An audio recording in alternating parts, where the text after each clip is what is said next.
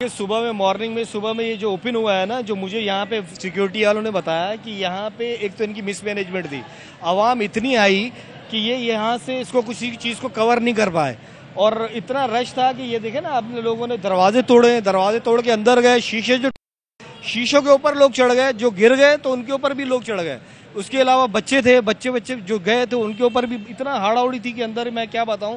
मैं तो यहाँ पे जब आया, पब्लिक बहुत थी यहाँ पे और पब्लिक इस तरह से टूटी हुई थी कि अंदर के शीशे भी तोड़ दिए, बहुत लूटा मारी हुई है यहाँ पे।